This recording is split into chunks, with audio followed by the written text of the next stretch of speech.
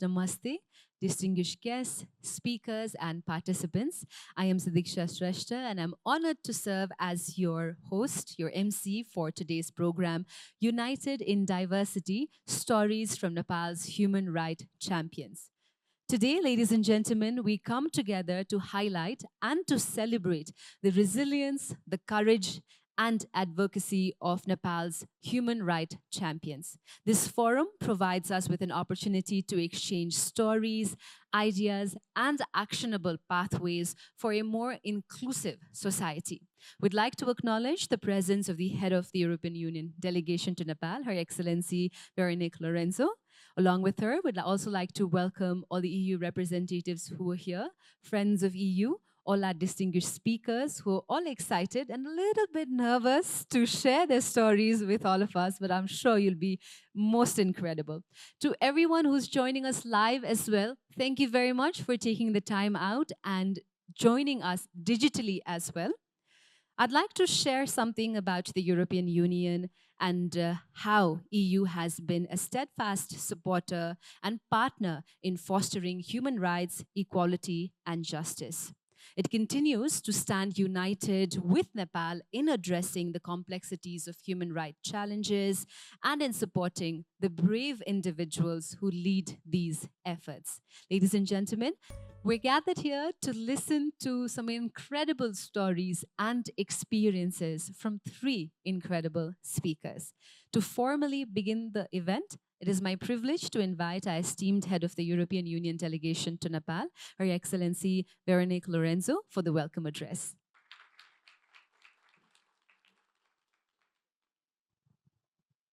Good morning, everyone. Great to see you all here.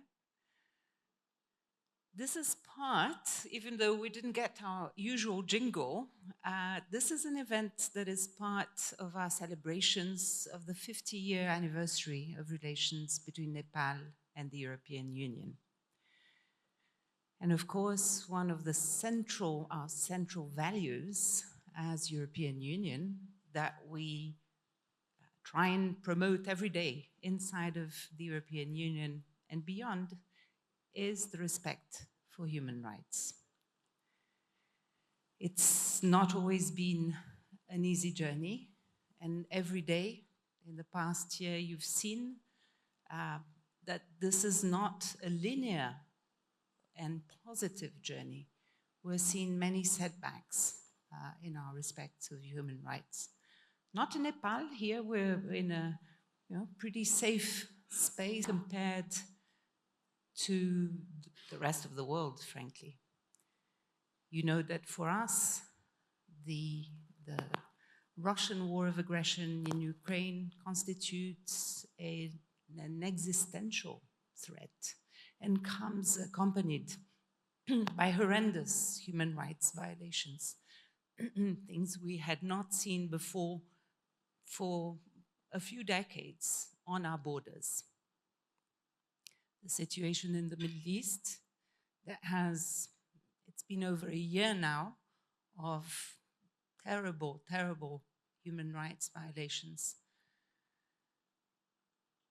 And we're likely to see even more challenges ahead. Therefore, it's important never to let up, never to say, human rights are fine now, let's move on to something else. They're not. They can always be reversed. There can always be backlashes. This is a constant fight. And as European Union, we live that as well by trying to promote our partners in civil society, in government as well. All our partners, we need all hands on deck for the respect, upholding human rights.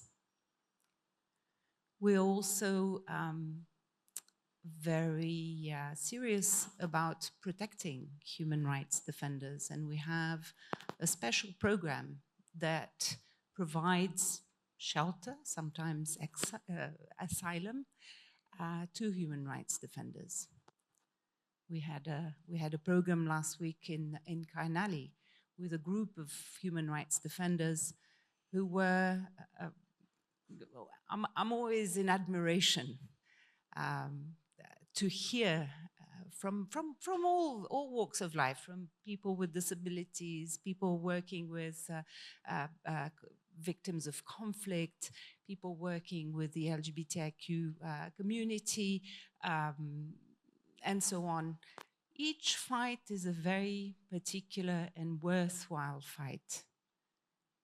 And the European Union will continue to defend them because it corresponds not only to our European values, but to our universal values. Another focus of attention the European Union has is youth. They are the future, but also the present of Nepal.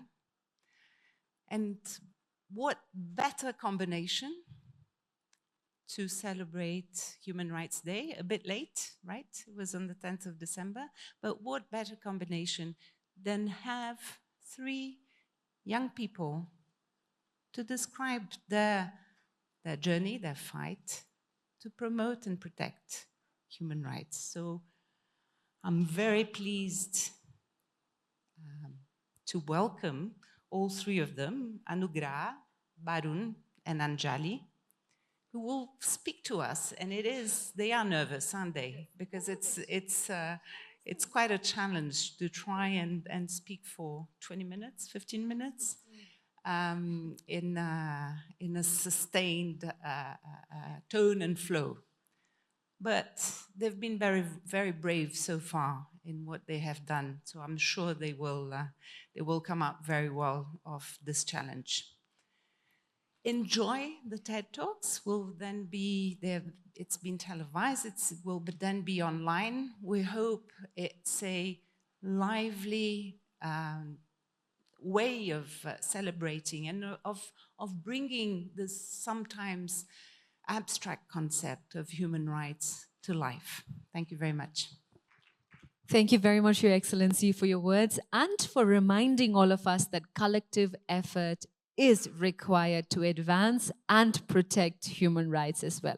50 years of collaboration, 50 years of partnership, and celebrating International Human Rights Day as well. We have three incredible speakers who are here to share the things that they do, things they have done, and their experiences and learnings with all of us. We have three speakers, and each of the speaker will be getting 15 minutes, post which we will also have a question and answer session. And to everybody who's joined us online and watching us online, please do make sure to put in your questions in the comment section if you would like it to be answered by our speakers as well. We have a limited time of 10 minutes for the Q&A. So after each speaker, we'll open the floor for some question and answer as well.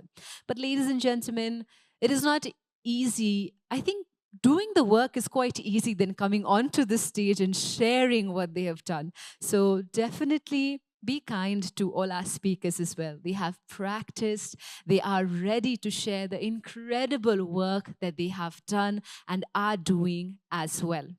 I am honored to invite our first speaker, Advocate Anjali Tiwari, who is a passionate human rights lawyer who has dedicated her work to addressing the challenges of post-trafficking reintegration. Her extensive experience and advocacy efforts have made her a trailblazer in the field as well. Ladies and gentlemen, let's put our hands together and welcome the incredible Advocate Anjali Tiwari.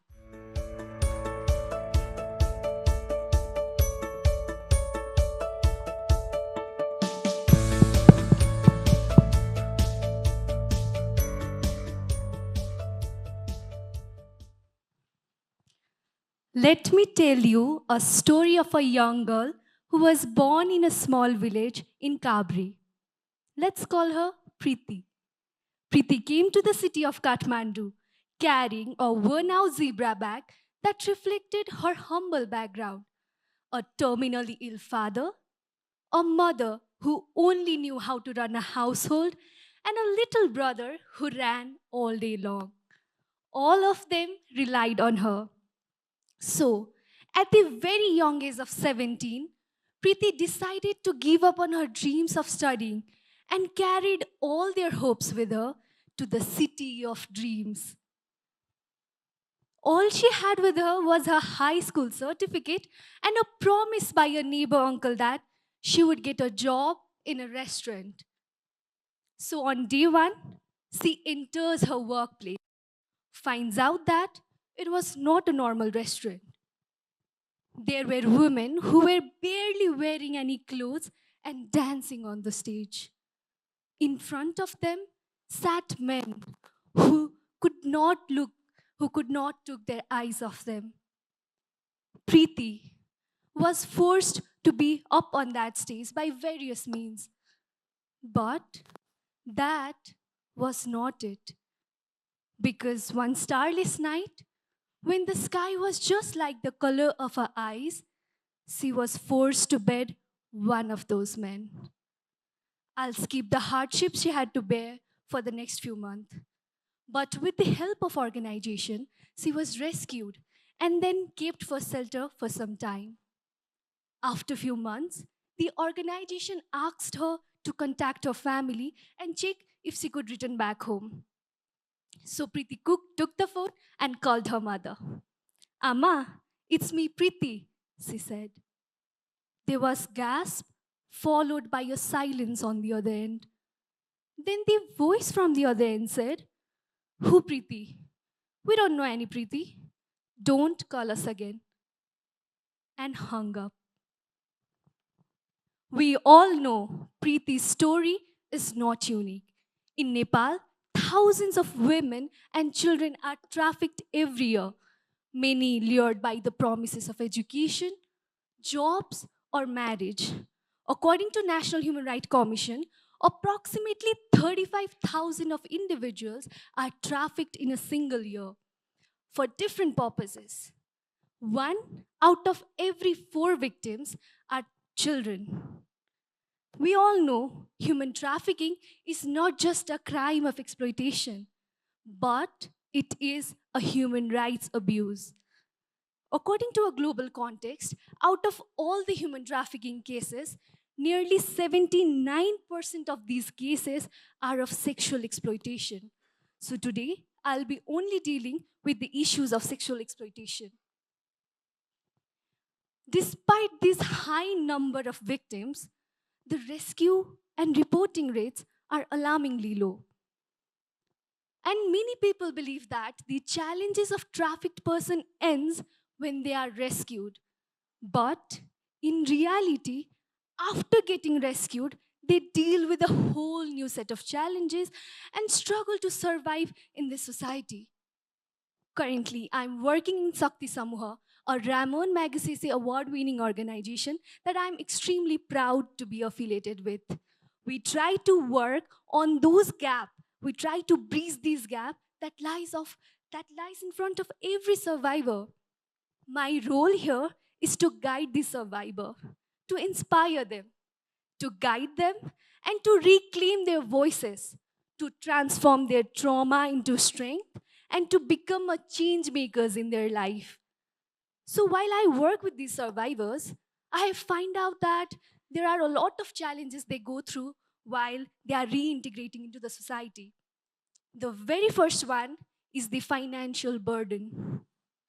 Due to lack of education, job opportunities, and life skills, they are not able to get a stable employment and they'll not be economically independent. So, this will create a sense of frustration and also helplessness. At the same time, they have to make up for the times they have already lost. On top of that, they have to face the cynical eyes of this society while they get cold soldiers from their own family. So it's really difficult for a survivor to live independently. But we all know that deep down, every one of us present here longs to be loved and belonged, right? But in context of trafficking survivor, they are only left with the trauma and loneliness. And they are bound to be re-trafficked as well. It's really easy to talk about problems, but Merely stating problems won't solve anything. So, what's next? How do we combat these problems? At first, let's look into the financial burden they have. Let's work to ease on these financial burden. Let's bring those sustainable opportunities so that they can be economically independent. I think a high quality education can have a viable importance in their life. While I work in Sakti Samuha, we have an educational opportunity given to the survivors. They are provided with a university level of education in the field of law, psychology, social work, journalism, and many more that touches the society. So, with the help of university degree, they try to reclaim their voices, reclaim the places that they had in the society, but this society failed them to take it.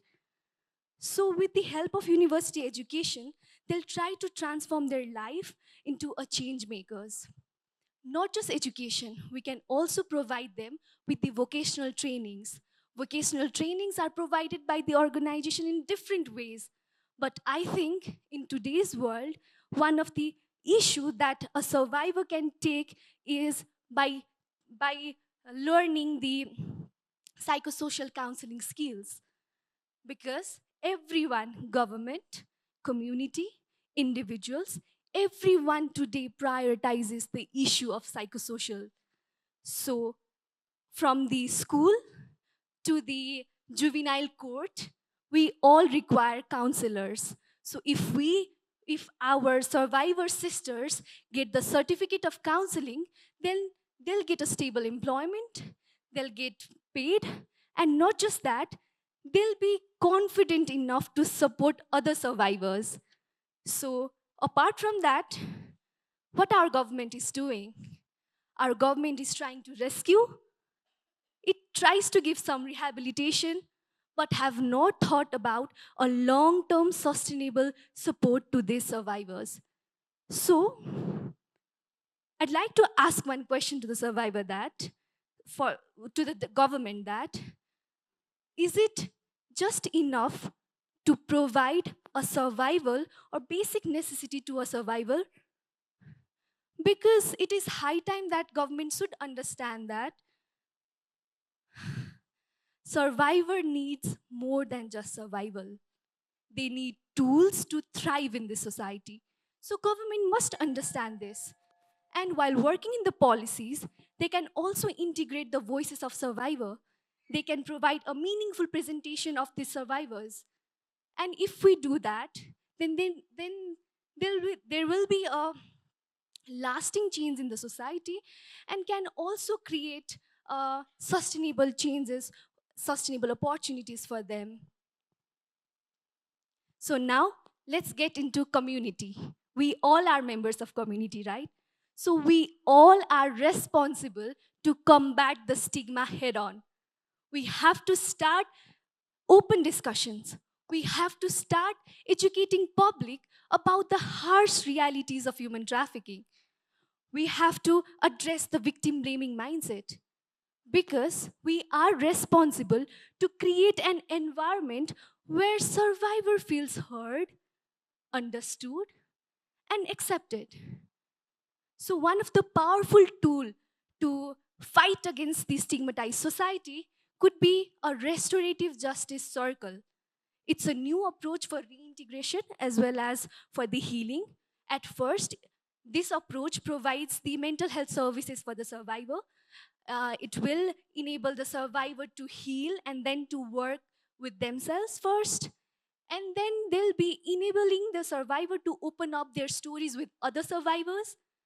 Then, after, there will be a trained facilitator who will help the survivor to overcome the myths of the trafficking, and they'll make sure that they are emotionally ready to come out to the society. While doing the same with the member of community, they'll also train the member of community to know that this stigma is against the rights of these poor survivors. So the community will be also engaged and they will be also trained on how to approach in a good way to these survivors. So after that, there will be a structured spaces where the survivors, along with the community members, be in a circle. So it says the restorative justice circle, and they'll discuss about the harm, they'll discuss about the pain, they'll discuss about the experiences, the vulnerable experiences they had while they were trafficked.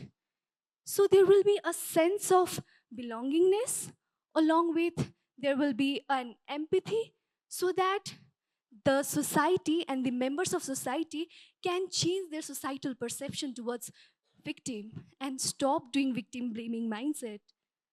So this approach can also make sure that the stigma is combat.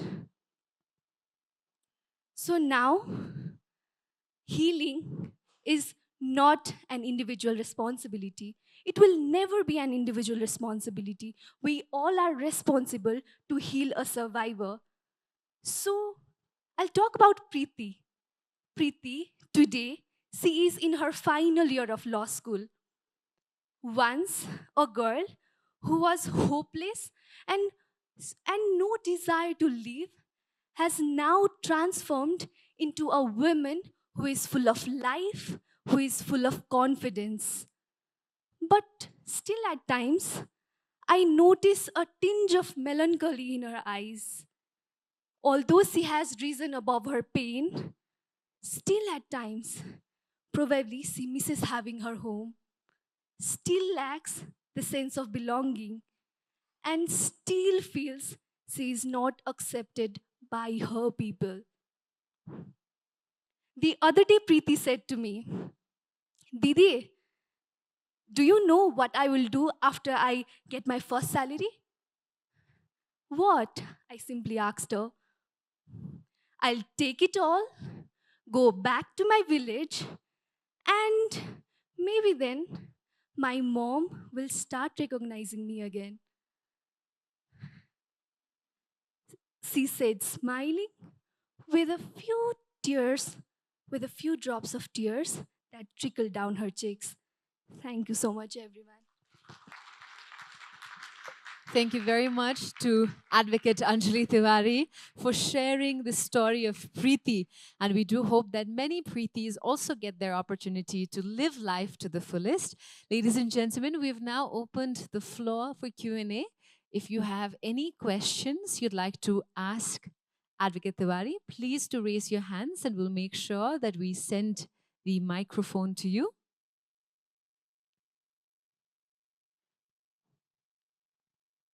I can get the ball rolling with a question that I got online. Thank you to everyone who's watching us online as well. So, Anjali, there's a question from one of our viewers who are watching us online, and they've asked, how scalable is this educational, vocational model in Nepal, considering the financial and cultural barriers that we have?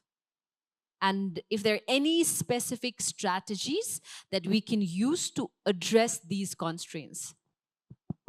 Yeah. So, this educational and vocational training is, of course, scalable, but there are limitations, like financial limitations, like cultural limitation that the question I've already asked. Financial limitation, while talking about financial limitation, we initiate this kind of projects based on funds, but they are not reliable, right? So, the lack of financial can always hinder the educational opportunity for survivors like them. And also the cultural barriers, like the traditional thinking that girls are not meant for education, and even those people who have been survived with the trafficking, why do you have to continue your life, why do you have to study? This kind of cultural barriers comes into play. But there can be strategies, there can be strategies that can be opted by government. Government can, you know, for the financial stability, can make the strategies like tax free for those businesses who support the education or the vocational training for the survivor, so that those businesses are encouraged to support the survivor through finances, and then they can study. So in this way, we can see that the financial constraint can be limited by the encouragement of the businesses like enterprises. Right. Thank you very much, Anjali. I see somebody has a question here. Hello, Chair. Thank you, Anjali. It was nice listening to whatever you have been doing in terms of supporting human rights for the traffic people. So while you mentioned about the approach of working with the survivors of trafficking, and you mentioned about restorative circle and restorative justice that could be used, and I was longing to know if there has been any such practices that has been integrated into your work, and if there is some experience of how it goes, because usually coming from the community where people are having this stigma, and even like when people are going through such kind of PTSD, to have a safe space to understand and to have the shared empathy in the circle, I find it quite challenging, and I love to know if that still is in your practice and what is your experience around it. Thank you. Thank you for your wonderful question. So, restorative justice circle is is not something that we can get tomorrow.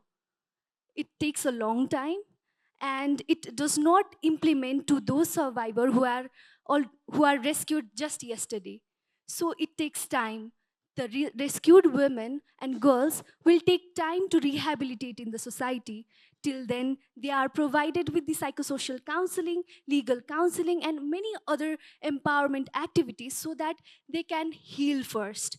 So once they are healed, in my practice, in the project that I'm affiliated with, we do that in a smaller community, the group of survivors, along with the community that is next to our house. But we do not have practice to bring all the society members and integrate this model. However, I'd like to share that the project that I'm working on, this project is also implemented in Brazil.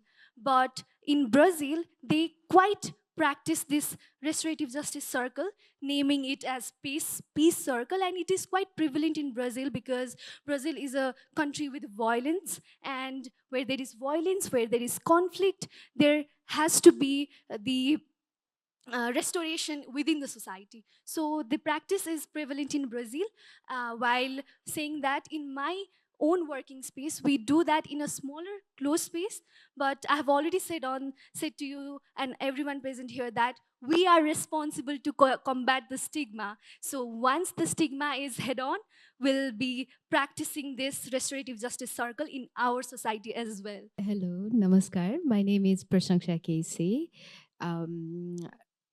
Today I'm representing Global Private Limited. I've been invited here through the European Union and Global Private Limited friendship. Um, I myself have been working to end child marriage and kidnap marriage from Nepal, and especially have been working in Karnali zone. And thank you so much for standing there and sharing your story. It is my immense pleasure to see someone like me of my age who care about women in our community.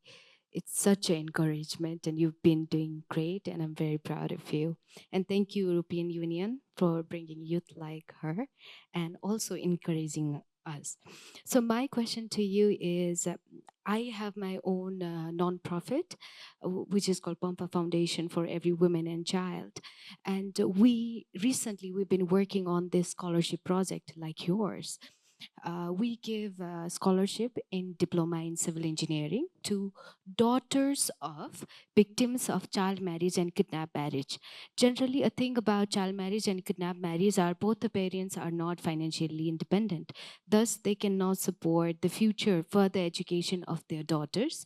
So, when they cannot afford the bachelor level degree or diploma level degree, girls are pushed into the mouth of child marriage.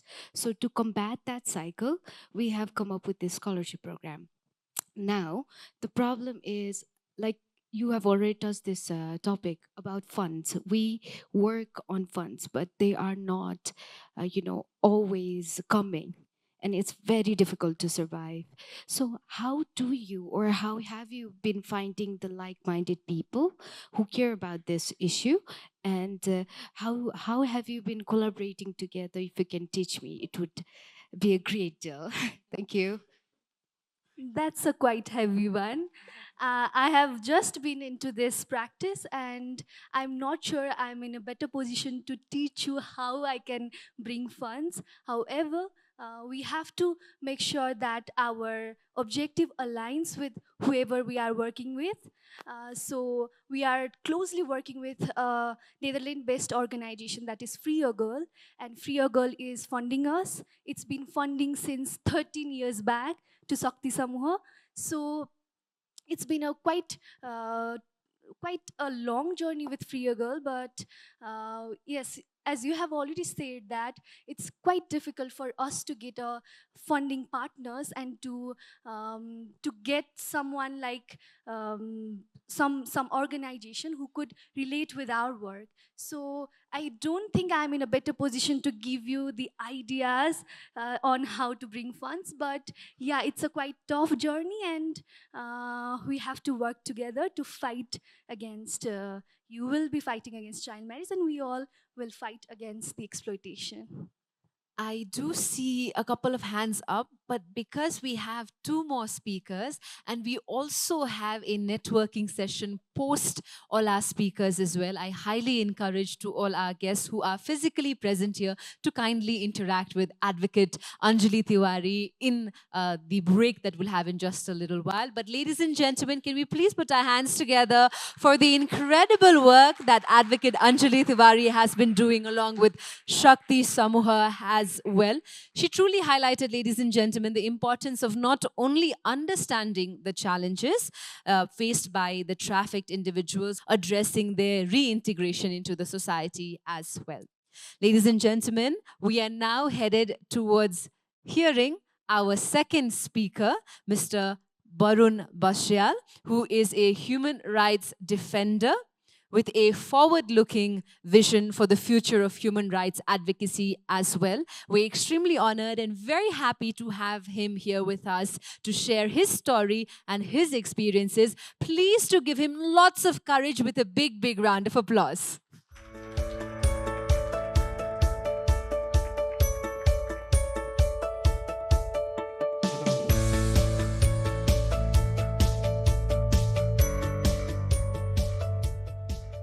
Every year, an average of 150 human rights defenders face violations in Nepal. Globally, the statistics are even more critical. The United Nations estimates that over the span of 5 years, between 2015 and 2019, 1,940 human rights defenders were killed because of the work they were doing. Namaste. I am Barun Basel and I am a human rights defender. I have been doing this work for the last 9 years, and it must not become as a surprise that it has not been an easy journey. Which is why I want to thank the European Union in Nepal for providing a platform for young people like me to share what our journeys have been like. To share with everyone present here and people tuning in all over the world our fair share of struggles and stories of hope. Let me take you all 8 years back when we started a youth information center.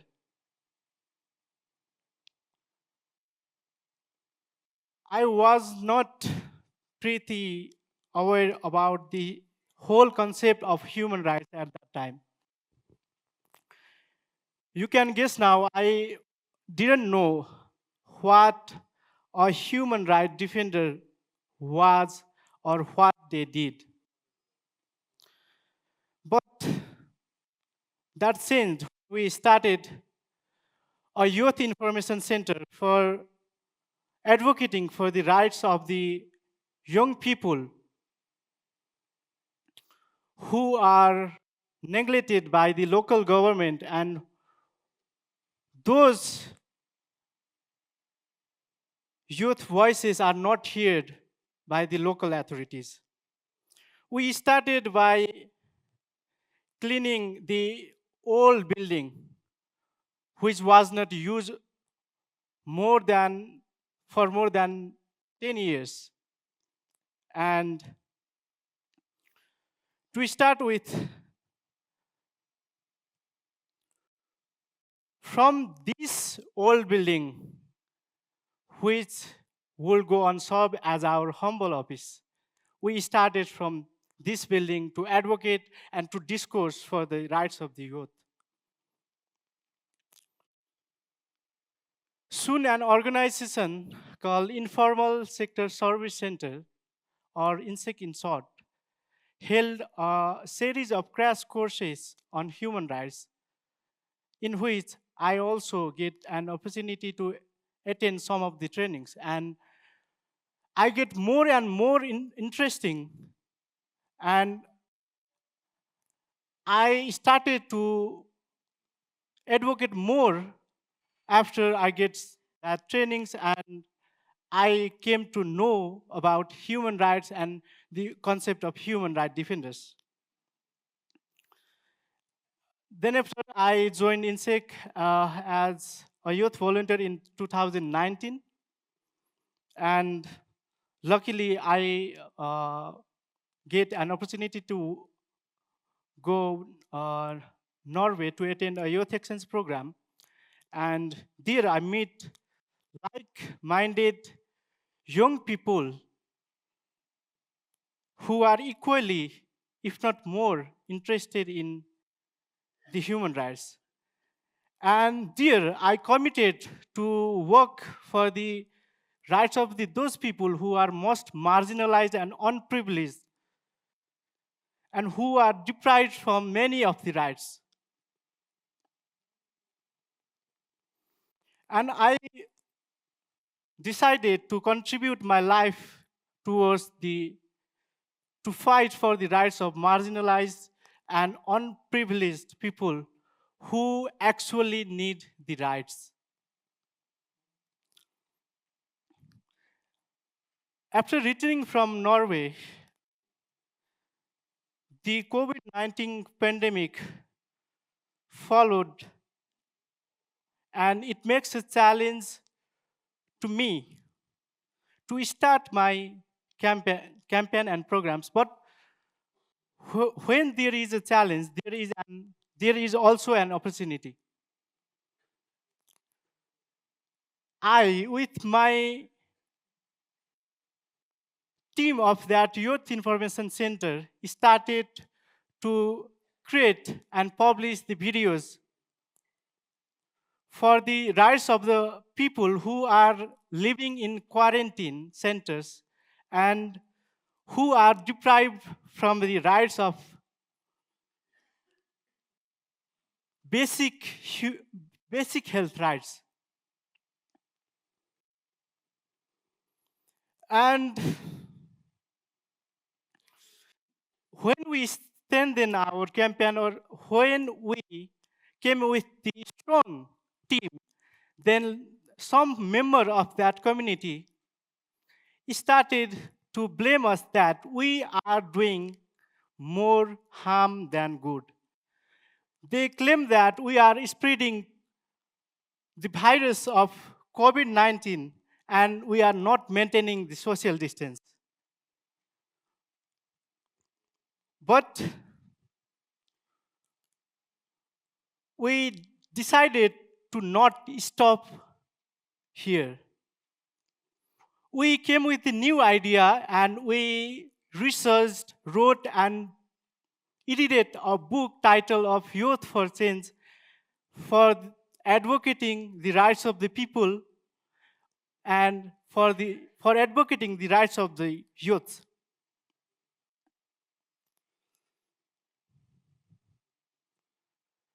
After that, I joined INSEC as a staff, and I went Madhya province in 2022 as a focal person for human rights education program.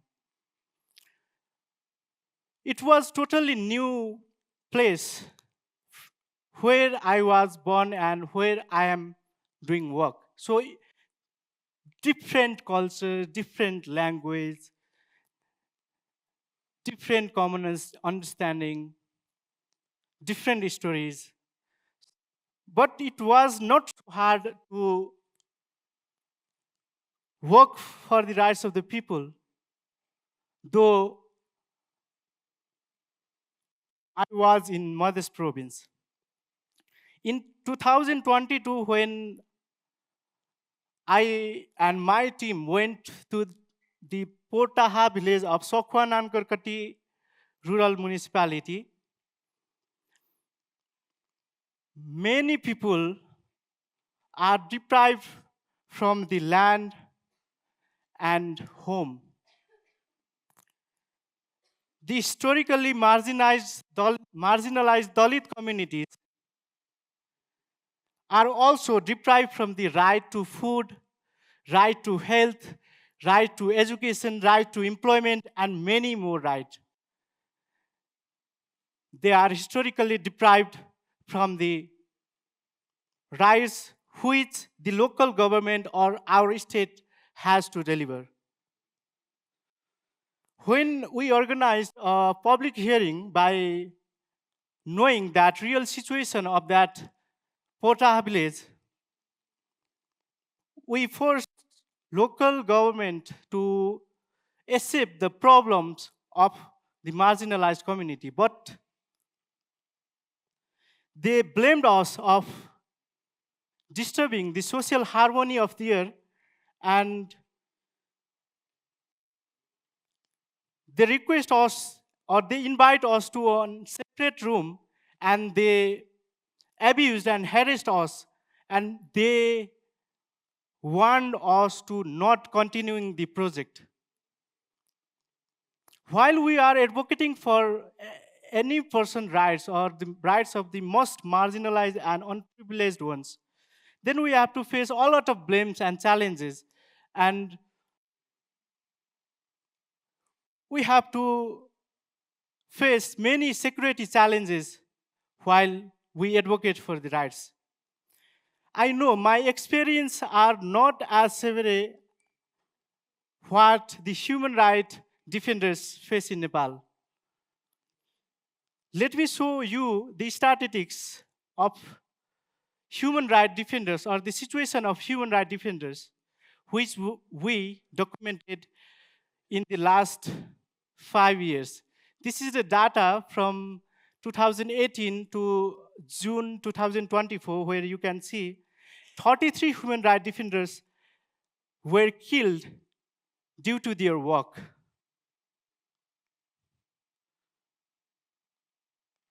In this period of time, 869 human rights defenders have to face human rights violation cases for their work.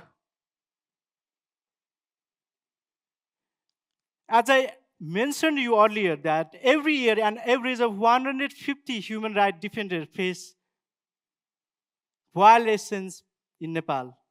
So there is a huge challenge for we human rights defenders while we work for the protection and promotion of human rights. Here you can see many human rights defenders have to face threats and insecurities for their peaceful work. Case of Dilip Kumar Mahato, a 24-year-old environmental human rights activist who was dragged and killed while he was advocating for the illegal mining of Aurahi riverbed in 2020. He was killed at 4:30 a.m. of morning, and the death spot and the resident of Dilip Kumar Mahato was just only 500 meters. So you can reflect that human rights defenders are not safe even in their own community. Support communities and victims, bringing hope and optimism. They serve to the role that a state has to play. The role and identity of human rights defenders have been neglected. Their work on the protection and promotion of human rights is not recognized by state. They are in most vulnerable situation, as we all know that. I think I don't have to explain more about it. They are increasingly exposed to serious threats, physical, social, and legal violence, while they advocate for the rights of victims and they work for the protection of human rights. So I think there is an absence of special law for human rights defenders for their protection and security. There is an extreme need of special law for human rights defenders, which envisions the National Human Rights Defender Commission.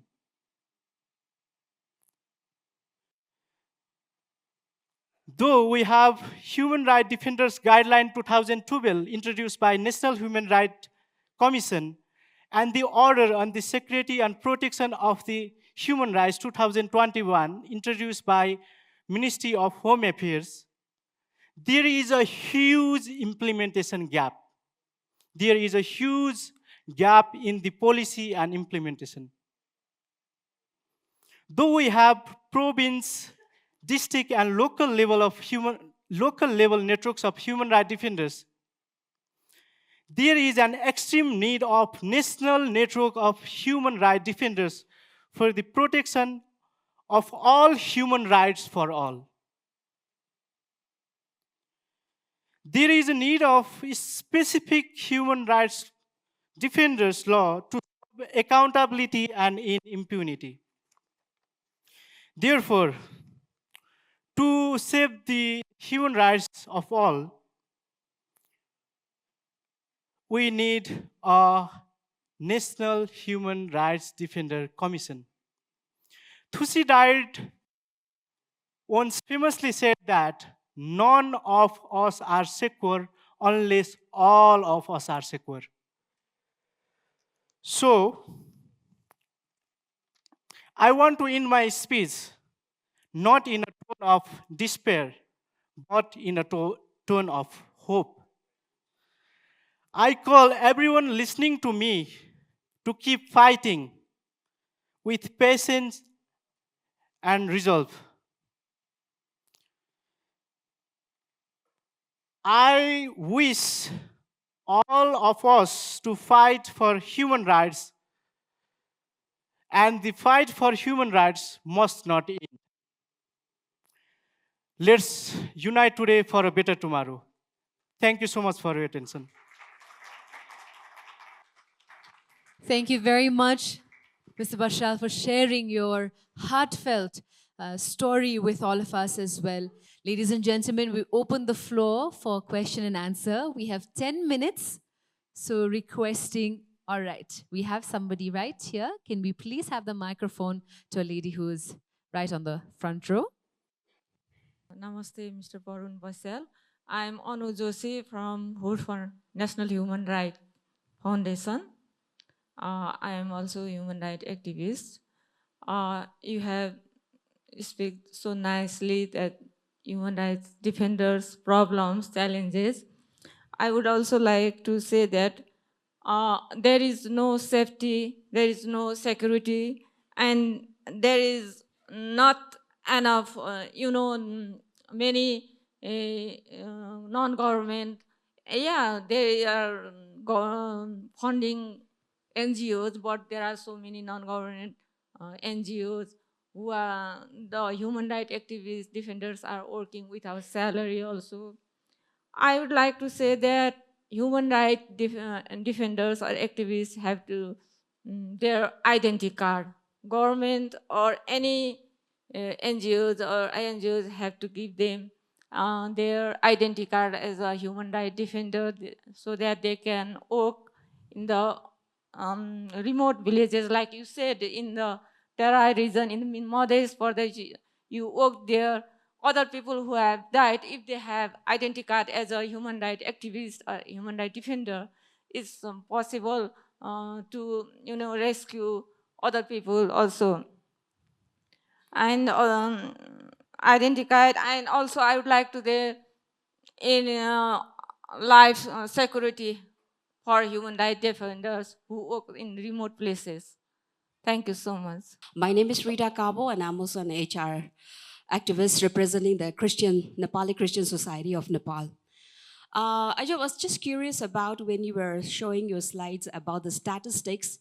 You had mentioned that there was a category of racial discrimination. So I wanted to know, what is this racial discrimination that you were sharing in your chart? Would you please explain that? Thank you.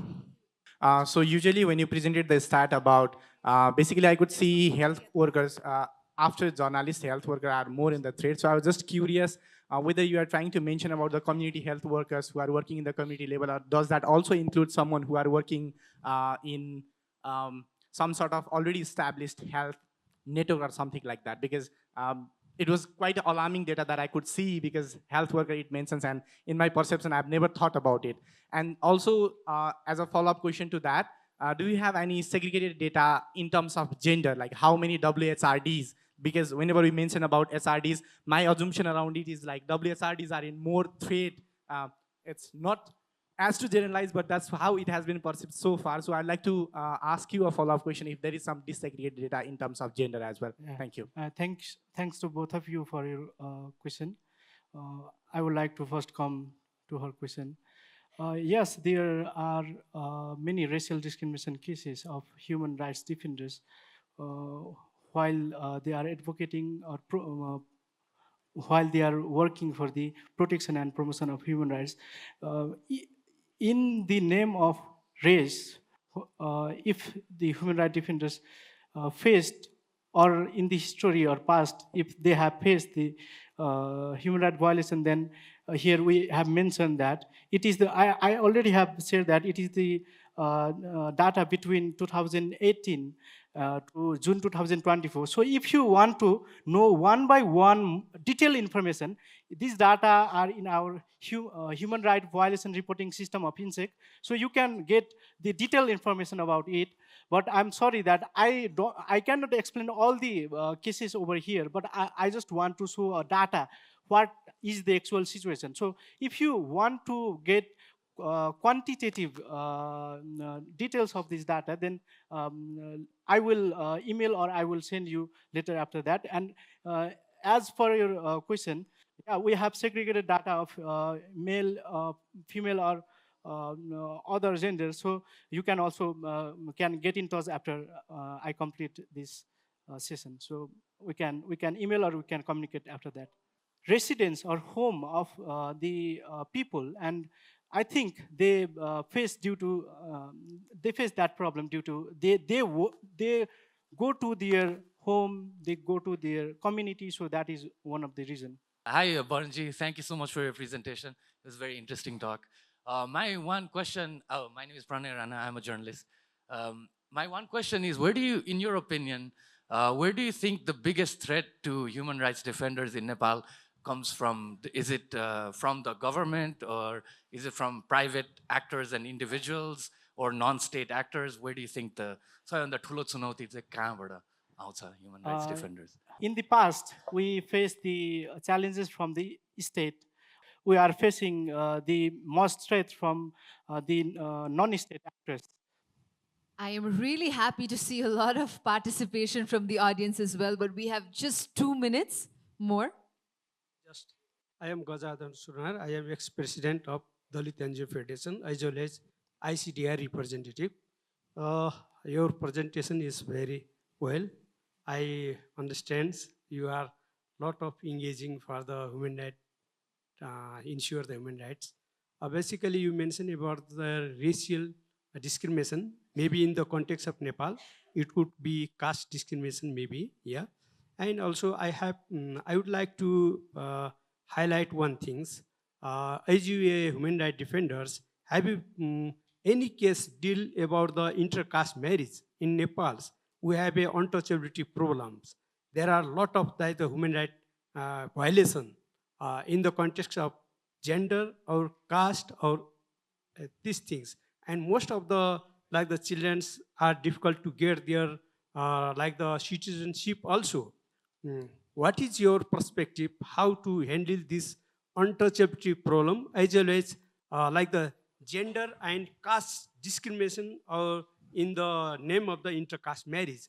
In most of the forum, I always like the we are discussing about the gender violations, but we are not seriously interested in the problem of the intercaste marriage. When we go in the society, we can find lot of male and female are facing the intercaste marriage. That's why, what is your role about these things? Okay, thank very you. much. I think the identity and the recognition of human rights defenders is not secure in Nepal till the date.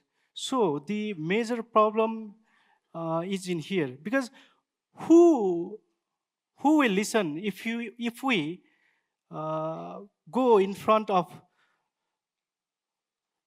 the perpetrators, or who will give the justice to the people or to the victims when we are advocating for them? Have you think that we are able to provide justice, or we are able to support all of the victims who came to us? So that is the problem. So I think to end that types of problem, we have to strengthen local, district, province, and national level network of human rights defenders. We have to develop sufficient, efficient, and fully equipped human rights defenders for the solution of that. So I have presented that we need a separate national human rights defenders commission to strengthen the role of human rights defenders in Nepal. I think that will address your question as well. Thank you very much, Mr. Bashal. A big round of applause, ladies and gentlemen. Thank you you. very Thank you much so much. for sharing your stories. And I'm sure it's not just me that is shocked looking at all the data that was just presented. It is quite shocking. But like Mr. Bashal said, actionable steps need to be carried forward in order to change that statistics, that dreadful statistics. Ladies and gentlemen, we're now heading towards our final speaker for the day. We have Miss Anugraha Ghale, who is a passionate advocate for education and empowerment. She'll be sharing her unique perspective with her talk. Now I know my ABCs. Next time, won't you sing with me? A big round of applause, ladies and gentlemen, for Miss Anugraha Ghale.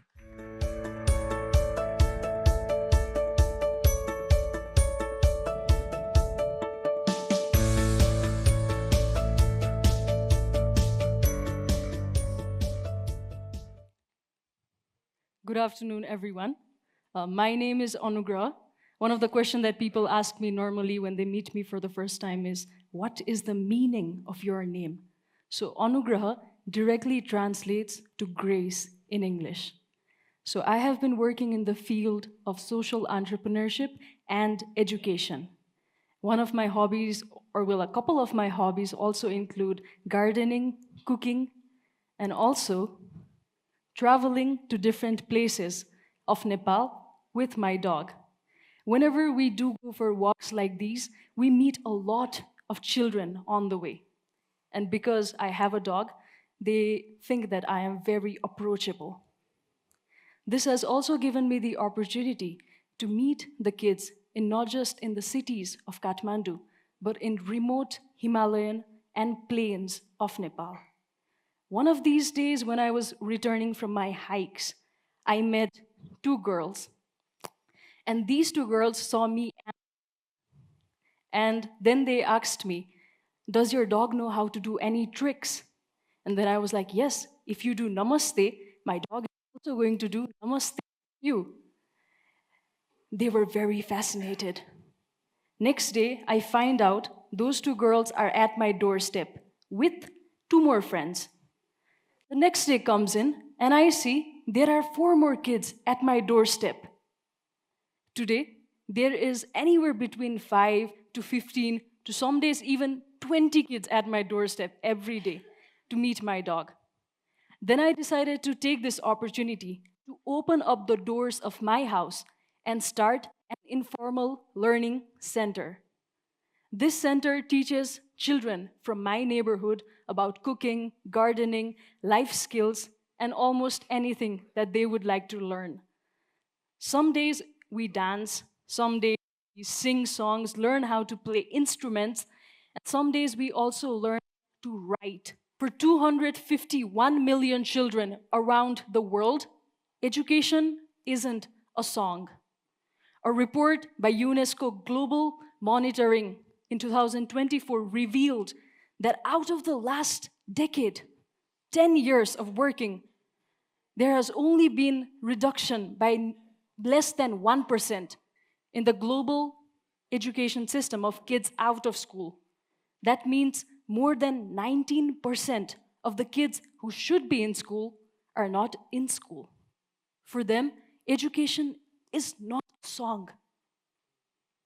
It's an unanswered question. And for many kids in Nepal, it's a questionable answer. So we need to realize the meaning of education. Education is not about controlling children, but about empowering them to be self-controlled people. Yet, here's the challenge. Our education system is not doing that. They are creating a parrot factory. Memorize, perform, repeat. Kids spend more than 12 hours in a classroom. Then they follow the same by homework, tuition. And by the end, kids do know their ABCs, but they don't know how to use these ABCs to create their own songs. So let's think about it. Each one of us in this room has a specific learning style. Someone out there might be a visual learner. Some of you might be an auditory learner. Some of you might want to feel things, experiment. You might be a kinesthetic learner. Each one of you has a different learning style, abilities, gifts, and genes. So how can a classroom full of individuals be motivated by the same means? Clearly, there's a problem in the system. So what's missing? Community centers, safe, creative spaces where children can explore their skills, learn new skills, explore their potential. A place where they can learn how to build self-control and not just be controlled. What I am proposing today isn't just another school, but it's a movement. Because education isn't just academic, it's creative, communal, and lifelong. Think about it. We send our kids to schools for what? To learn answers to the questions for exams they'll probably forget the very next day. Schools, they teach them the what, but they don't teach them the why. I was once helping a kid with his maths homework, and he was solving equations faster than I could even keep up. So then I just asked him, how are you going to use this for in real life? He just looks at me, disappointed, because I should know the answer to that question. And he tells me to pass exams. That's when I realized he knew how to calculate, but he had no idea why he was doing that. So children in our education system are sort of facing the same situation every day. They learn from papers, books as elements. But what about the other elements? Because education is not just academic. It's lifelong, and it goes beyond the textbooks and the papers. This is a report of Nepal. 25% of children that should be attending lower basic education are not in school. And by the time that they are in higher level, more than 50% drop out. And by the time that they are in secondary level, the attendance reduces to 48%. The Constitution of Nepal guarantees free and compulsory education for children up until the lower education, up until the upper basic education level, and free education up until the secondary level. So why do we see attendance drop by such a big percentage? This raises a very critical challenge for us, because the next generation of Nepal and the education system that we have today in place, it's not adequate. So we need to reimagine what learning looks like. Talking more about the solutions now, in Nepal, there are more than 6,000 ward offices, and we must start to utilize what we have in the beginning. So what we can do is turn these ward offices into community centers for all the different kids. So imagine after school, kids just go up to their local ward office, now transformed into amazing learning hubs. Some days they're learning about sewing, teaching them about making calculated decisions, much like how we do in life. Some days they are learning about music, teaching them the importance of practicing in solitude before their performance becomes public. Each and every of these activities are not just lifelong, but they are also metaphors for life. Once we have established the community centers, let's call in the big shots, businesses.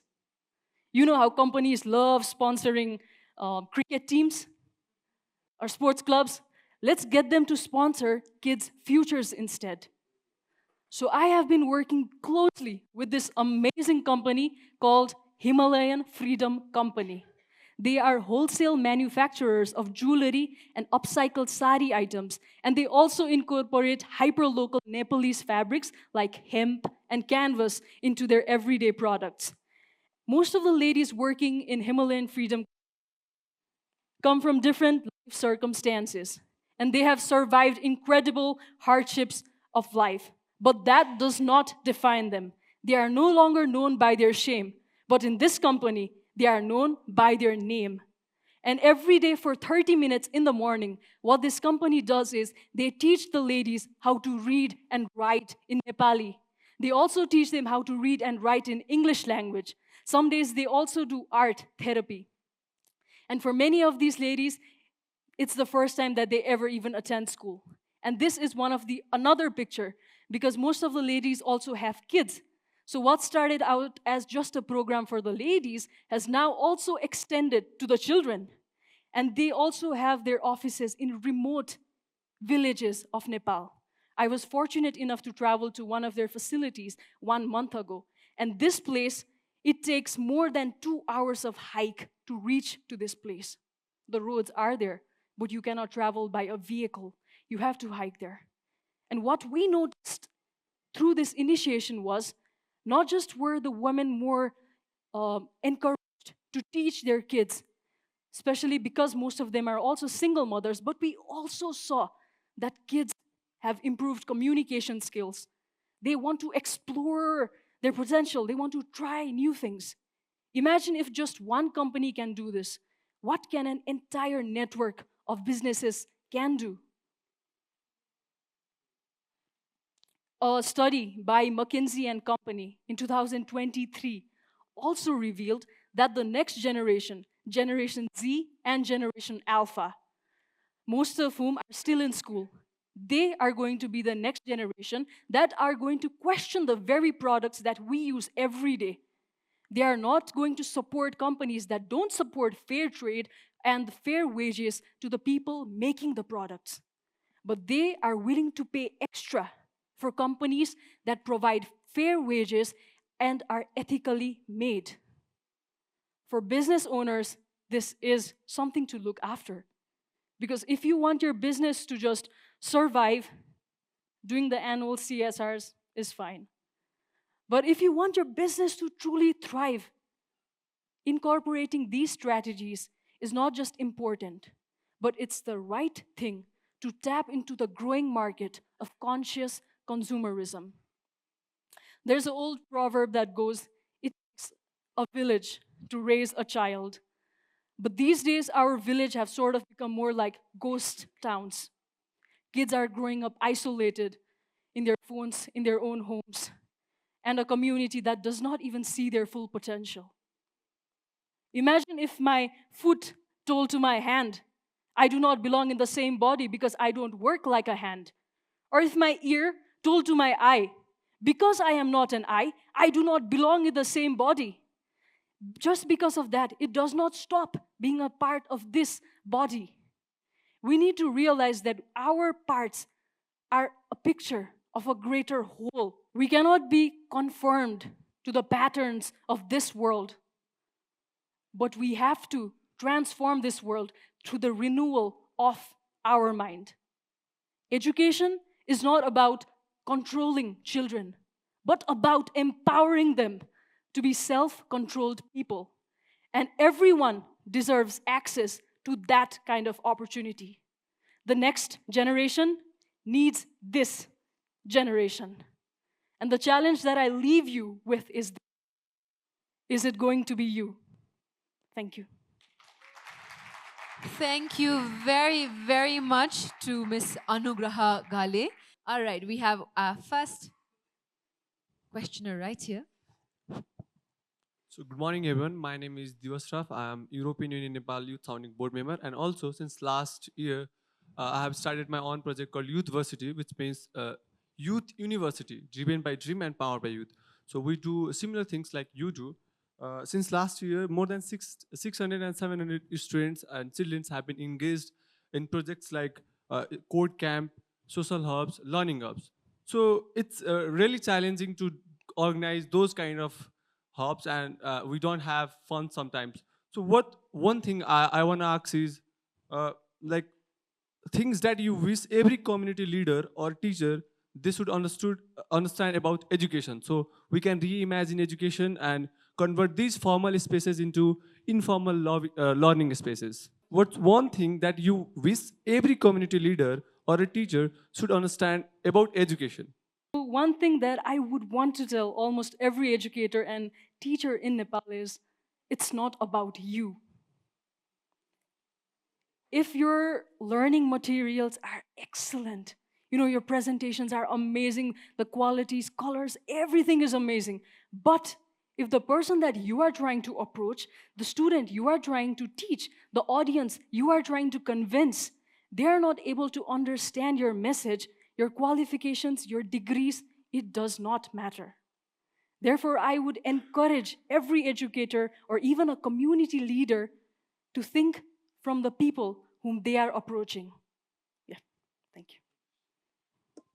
Thank you very much, yes. Anugrah, that was a good presentation. I'm an educator too. I have a school for 22 years now, apart from being a HR. The question about when you talked about having a community center. In my school, we have students from urban refugees. So I had the problem. So I had approached the UNHCR to start they call it the Kathmandu Center. And then what happened was that there's even a organization or agency like the UN have difficulty in funding a day center for the refugee students. So the question is very good to have this ideal notion of turning all the ward office into a center. I wish we could do that. But I wish, like, as a young person who is like very much motivated to have a day center for the students, I wish we could do that. So I hope that you will continue to work for that. And I have worked for that. The KCC, it was started near the Gangalal Hospital. It ran for about 4 to 5 years.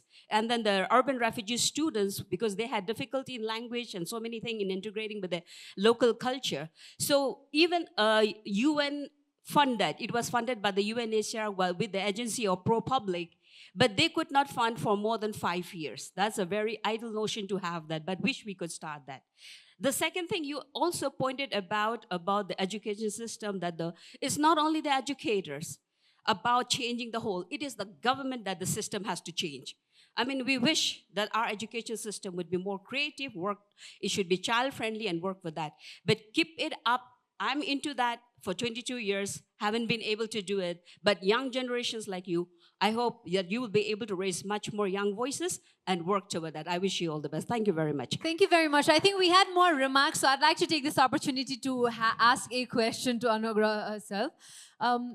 You, like our guests also mentioned, you've talked a lot about quality education as well, but a question that I've just received from online is quality education or the right of a child to express their views is quite frowned upon in the South Asian region as well. How do you stay motivated when progress seems slow and change feels almost impossible? So working in this sector, it's obvious that South Asian cultures frown upon the youngsters speaking up, or even a student just telling to their teacher, hey, what you're teaching is actually outdated. So that does happen. And progress, it feels impossible when the results are not visible. But slow progress is still progress. Like our madam was mentioning, she has been working in this field for 22 years. She has already planted a seed in good soil. And she is faithful that it might take 25 years, 30 years, but the seed that she has planted will become a fruit someday. Don't dig up in doubt what you have planted in faith. Continue to do what you have done and believe that change, you might not be here to see it, but the future generation that you have nurtured are going to witness or even create that. So that would be my answer. Thank you very much. Ladies and gentlemen, a big round of applause for Ms. Anugraha Gale. Thank you very much. Thank you, Ms. Gale, for your thought-provoking and your inspiring speech. You've beautifully highlighted how we must have to redefine education, shifting from traditional old school approaches to seeing it as a powerful tool for transformation and empowerment as well. Ladies and gentlemen, as we come close to the conclusion of today's program, I'm sure all of us must be filled with gratitude and inspiration from the incredible stories that we have just heard. And these stories, ladies and gentlemen, is a testament to the resilience, courage, and unwavering dedication of Nepal's human rights champions as well. They challenge us to not only acknowledge these issues, but to also take action, whether it is advocating for change, supporting initiatives, or simply raising awareness amongst our friends, family members, and our close circle as well. I'd like to extend my heartfelt thanks to our distinguished speakers who did incredibly well and I think deserve a thundering round of applause one more time. And of course, to the European Union delegation to Nepal as well for organizing such an impactful event, and hope that this continues so that more voices like these are heard and changes can be made. As we leave here today, ladies and gentlemen, let us carry forward the lessons and the inspirations that we have gained and turn them into meaningful action. Together, as a united community, we can make a difference in advancing human rights and fostering a society that is inclusive, just, and compassionate. Thank you very much. It has been a pleasure hosting this event. And now it is time that you can ask unlimited questions to our speakers as well who are here. I'm sure they must be excited to share their stories with you as well. Thank you very much. Thank you, ladies and gentlemen, and have a wonderful day ahead. Thank you.